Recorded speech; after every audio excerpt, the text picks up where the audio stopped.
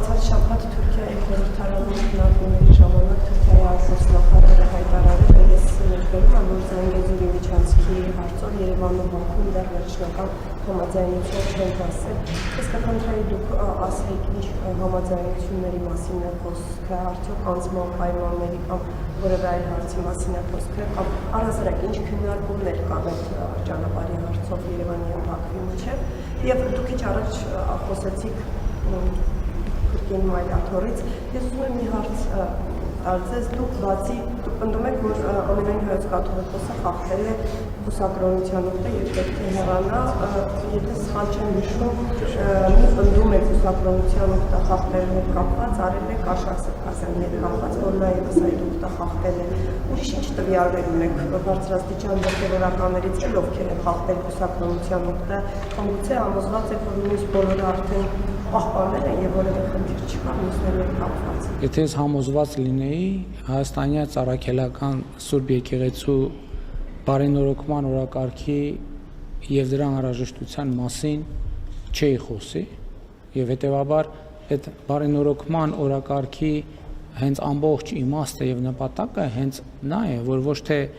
մենք կռահումներ ունենանք կամ արտահոսքեր ունենանք, այլ մենք ունենանք մեխանիզմներ բարեվարկության ապահովման։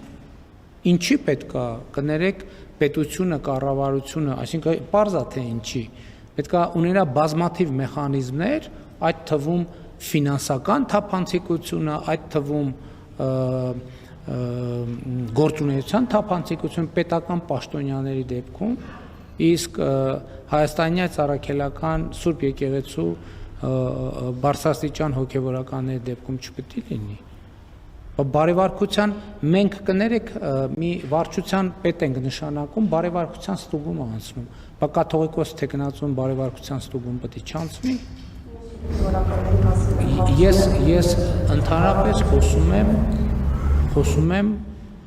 բարեվարկության մասին, ես մի հոգու բարեվարկության մասին չեմ խոսում, ես խոսում եմ բարեվարկության մասին որպես ինստիտուտի, որը այսօր Հայաստանի Ծառաքելական Սուրբ Եկեղեցում ցավոք ներդրված չէ, եւ բարենորոգման առանցքային նպատակներից եւ օրակարգերից մեկը դա պետք է լինի, որպեսզի մենք ոչ թե կռահումներ ունենանք, այլ ունենանք որոշակի մեխանիզմներ, որպեսզի այդ խնդիրը ինստիտուցիոնալ ձևով լուծվի։ Ինչ վերաբերվում է ձեր առաջին հարցին, ես սխալ եմ հիշում, նախորդ բրիֆինգին դուք այդ նույն հարցը չտվեցիք։ Շատ լավ։ Իմ պատասխանները նույնն են ամեն դեպքում այդ հարցին։ Ինչ կա,